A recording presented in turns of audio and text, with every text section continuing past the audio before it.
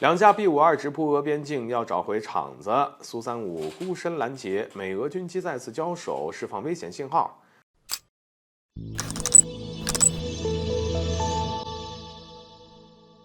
如果你想了解更多的相关信息，也可以搜索一下美俄军机交手来获取更多的关联资讯。大家好，欢迎来到赵特任观察室。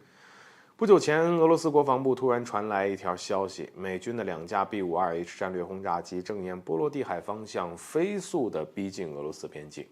而发现目标之后，俄军迅速采取了行动，派遣一架苏35S 战斗机紧急升空，对两架轰炸机进行拦截。同时呢，俄罗斯国防部还强调俄军战机在整个过程当中都严格遵守了有关规定，而且在美军轰炸机远离后，就直接返回了驻地机场。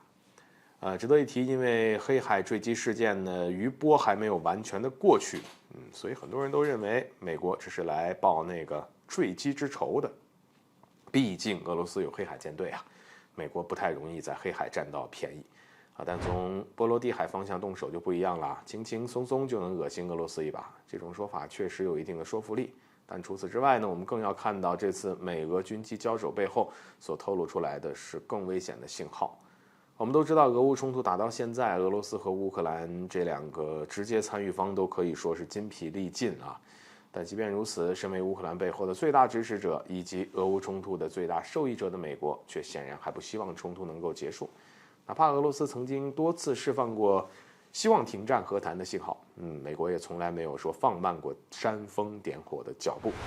更为危险的是，为了不让乌克兰由于损失太过惨重而失去打下去的信心，美国拱火的操作也逐渐变得越来越露骨。尽管现在美国还有意避免跟俄罗斯起正面的冲突，但不可否认，美国乃至北约介入俄乌冲突的程度已经是越来越深的。